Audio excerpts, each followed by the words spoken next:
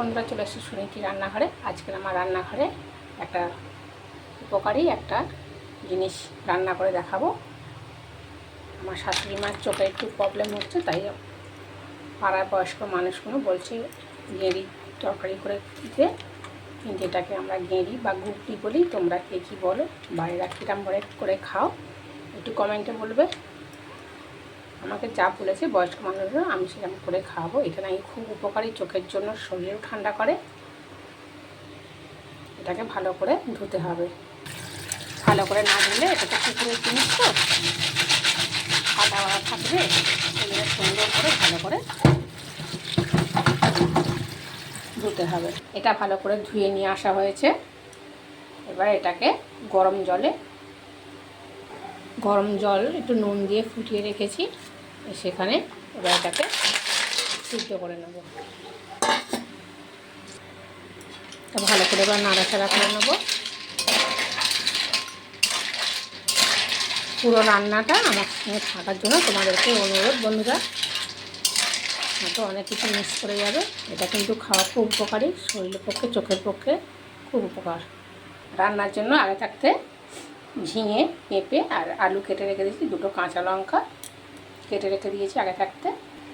এখানে হলুদ গুঁড়ো আছে, ধনে গুঁড়ো আছে আর জিরে গুঁড়ো আছে। আর তেলেতে ফোড়নে দেবো ওই কাঁচা লঙ্কার সঙ্গে গোটা জিরে।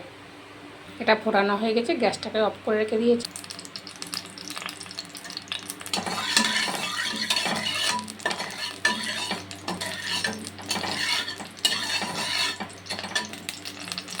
তেল গরম হয়ে গিয়েছে, এবার জিরেটা ফোড়ন দিয়ে দিলাম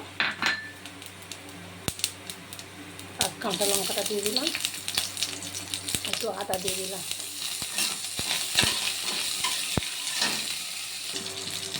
সব কিছু নাড়াচাড়া হয়ে গেছে।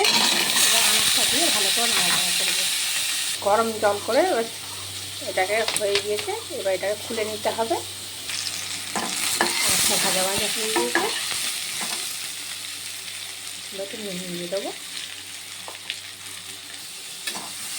দিয়ে ভালো করে নাড়াচাড়া করা হয়ে গেলে এবারে গুঁড়ো মশলাগুলো দিয়ে দিচ্ছি। এটাও ভালো করে নাড়াচাড়া করবো যতক্ষণ না কাঁচা গন্ধ যায়। ভালো করে নাড়াচাড়া করা হয়ে গেলে এবার একটু জল দিয়ে দিলাম। এবার আনাজগুলো সিদ্ধ হওয়ার জন্য একটু ঢাকা দিয়ে দিলাম। এগুলো এরকমভাবে ওর ভিতর থেকে বের করে সুন্দর করে পরিষ্কার করে এই সেফটি পিন দিয়ে আমি বের করেছি। তোমরা যা যে জিনিসগুলো এরা সুন্দর করে পরিষ্কার করে এই আমার সব পরিষ্কার করে ধুয়ে রাখা হয়ে গিয়েছে।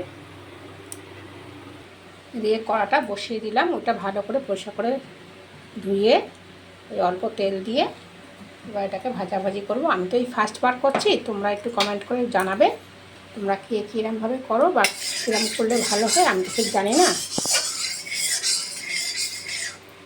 এটাকে এবারে হালকা করে ভেজে নেব।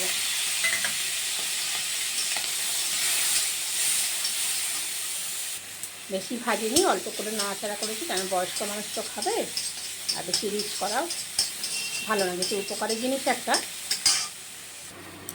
এবারে এই ঝোলেতে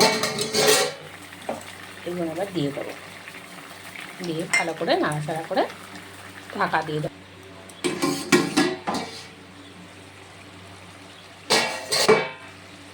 এবার সব সিদ্ধ হয়ে গিয়েছে, পুরো কমপ্লিট হয়ে গিয়েছে। পুরো রান্না আমার সঙ্গে থাকার জন্য তোমাদের ধন্যবাদ। আর যদি আমার ভিডিও ভালো লেগে থাকে তাহলে একটা লাইক, একটা সাবস্ক্রাইব করতে ভুলবে না, একটু শেয়ার করে দেবে। দেখা হবে নেক্সট ভিডিও। সবাই ভালো থাকবে। টাটা।